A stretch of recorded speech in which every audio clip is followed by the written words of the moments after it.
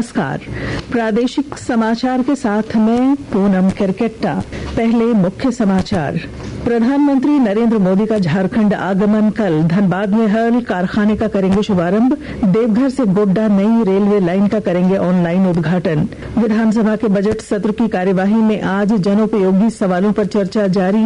विधायक विरंची नारायण ने सरकार से अनुसूचित जाति परामर्शदात्री परिषद के गठन की मांग की। जामताड़ा रेल हादसे की जांच के लिए कमेटी गठित। आसनसोल रेल मंडल के डीआरएम ने किया घटनास्थल का निरीक्षण। मृतकों के परिजनों को मुआवजा देने की घोषणा।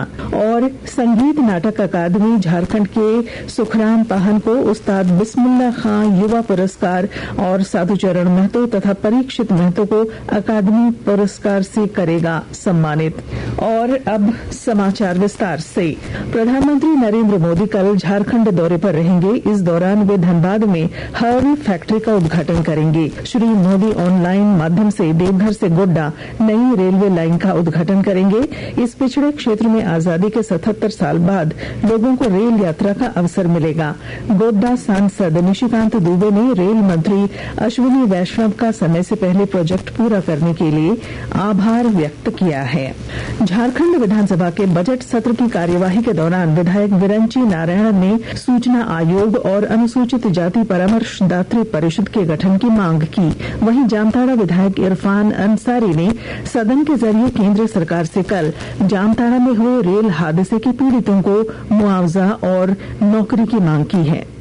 6 महीना हो गया, सरकार को चाहिए कि अविलंब, हजारों अपील लंबित है महोदय, राज्य में लोगों को न्याय नहीं मिल रहा है महोदय। मेरा आपसे आग्रह है कि आसन सरकार को निर्देश दे कि अविलंब सूचना आयोग का गठन करे, ताकि राज्य हित में जो हजारों हजार लोग पीड़ित हैं उनको न्याय मिल सके महोदय, यही मेरा आग्रह है। आसनसोल रेल मंडल के डीआरएम चेतनानंद सिंह ने जामताड़ा में कल हुए रेल हादसे की जांच के लिए घटनास्थल का निरीक्षण किया।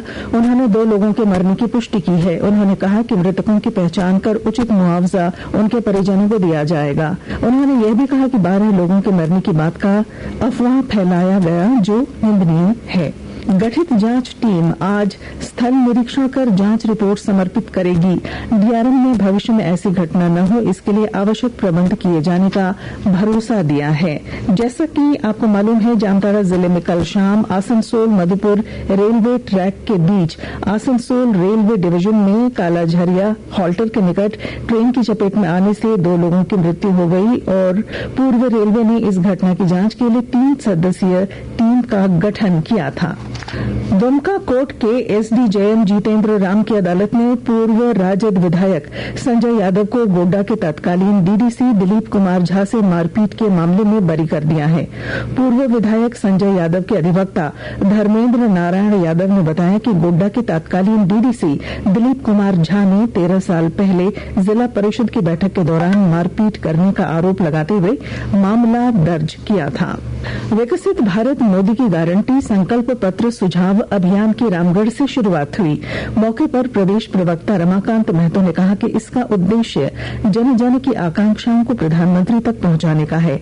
इसके जरिए लोकसभा चुनाव 2024 की घोषणा पत्र के लिए 1 करोड़ से अधिक लोगों के सुझाव, उनकी आकांक्षाओं और विचारों को आमंत्रित किया जा रहा है।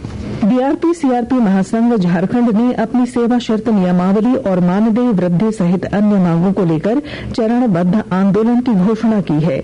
महासंघ के अध्यक्ष पंकज शुक्ल ने गुरुवार को बताया कि धुर्वा स्थित झारखंड शिक्षा परियोजना परिषद के राज्य कार्यालय पर 5 मार्च से 72 घंटे का घेरा डालो डेरा डालो कार्यक्रम आयोजित किया जाएगा। मनरेगा योजना के तहत चलने वाले विभिन्न कार्यों में साहिबगंज जिले की महिलाओं की भागीदारी काफी बढ़ी है। विस्तृत जानकारी दे रहे हैं हमारे संवाददाता। मनरेगा योजना के तहत चलने वाले विभिन्न कार्यों में जिले की महिलाओं की भागीदारी काफी बढ़ी है। इस योजना का लाभ इन महिलाओं के माध्यम से उनके घरों के आश्रितों को भी मिल रहा है। जहां एक ओर महिलाओं को तो रोजगार मिल ही रहा है, वहीं दूसरी ओर साहिबगंज जिले के विभिन्न क्षेत्रों से पलायन की समस्या भी कम हुई है। विभाग के दिशा निर्देशों के अनुसार कम से कम 33% महिलाओं की भागीदारी होनी चाहिए। जिले को इस वित्तीय वर्ष में 31 लाख मानव दिवस सृजित करने का लक्ष्य मिला था। साहिबगंज मनरेगा के प्रोजेक्ट प्रबंधक विशंभर पटेल ने बताया कि सरकार से मिले लक्ष्यों के विरुद्ध अभी तक कुल 30.19 लाख मानव दिवस सृजित किया गया है। आनंद कुमार ओझा, आकाशवाणी समाचार, साहिबगंज। आकाशवाणी के ताजा तरीन समाचारों के लिए आप हमारी वेबसाइट newsonair.com पर लॉग ऑन कर सकते हैं। ताजा समाचार X handle @AIR news alerts और Facebook page All India Radio News पर भी उपलब्ध है। आप प्रादेशिक समाचार एकांश के एक्स हैंडल @AIR news_रांची और फेसबुक, इंस्टाग्राम पेज तथा YouTube channel AIR news Ranchi पर भी हमारे बुलेटिन सुन सकते हैं। प्रादेशिक समाचार आप आकाशवाणी रांची से सुन रहे हैं। शेष समाचार इस विराम के बाद। आकाशवाणी रांची के प्रादेशिक समाचार एकांश की प्रस्तुति भारत विकास डायरी। इसमें आप अपने लोकसभा क्षेत्र की जानकारी हासिल कर सकेंगे। तो सुनिए 21 फरवरी से 9 मार्च तक सोमवार से शुक्रवार रात 8 से 8:15 बजे तक आकाशवाणी रांची से भारत विकास डायरी।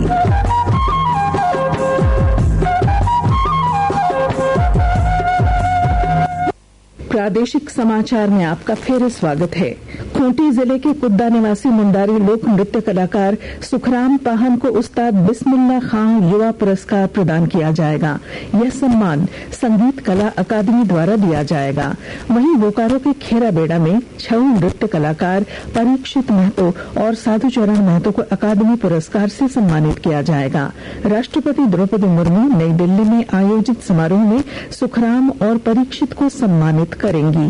JEE मेन सेशन 2 के लिए रजिस्ट्रेशन की प्रक्रिया जारी है। इसमें 2 मार्च तक आवेदन किए जा सकेंगे। इसकी परीक्षा 4 से 15 अप्रैल तक होगी।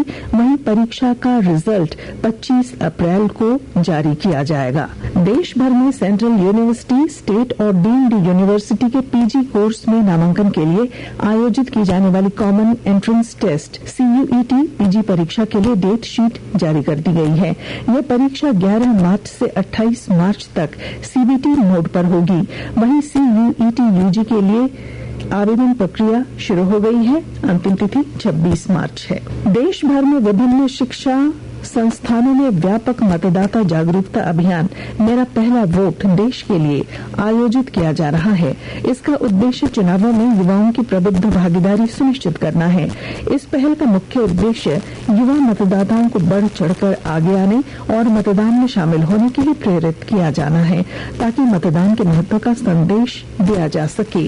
संयुक्त राष्ट्र में भारत की प्रथम सचिव अनुपमा सिंह ने खेद प्रकट किया है कि पाकिस्तान ने एक बार फिर भारत के बारे में दुष्प्रचार और झूठे आरोप लगाने के लिए मानवाधिकार परिषद के मंच का दुरुपयोग किया है।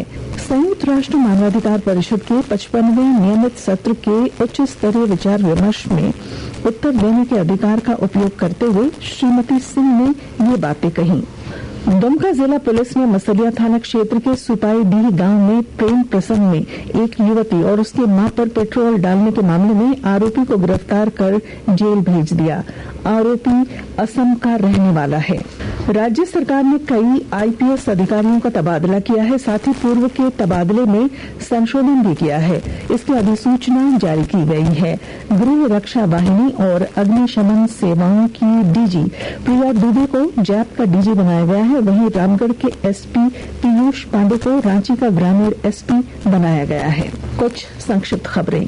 चतरा में जिला विधिक सेवा प्राधिकार की ओर से 9 मार्च को राष्ट्रीय लोक अदालत का आयोजन किया जाएगा।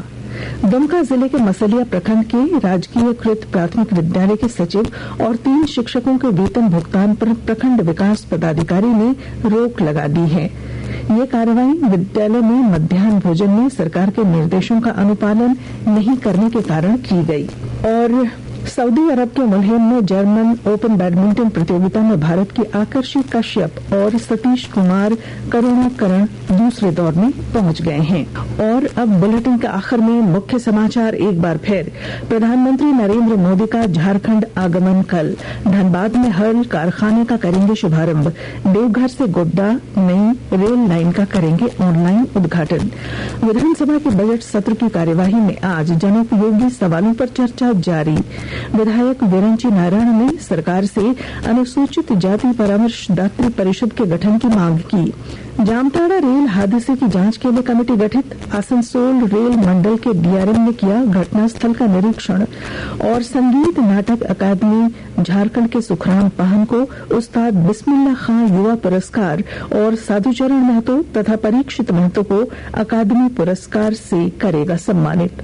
और इसके साथ ही आकाशवाणी रांची से प्रादेशिक समाचार का ये बुलेटिन समाप्त हुआ। नमस्कार।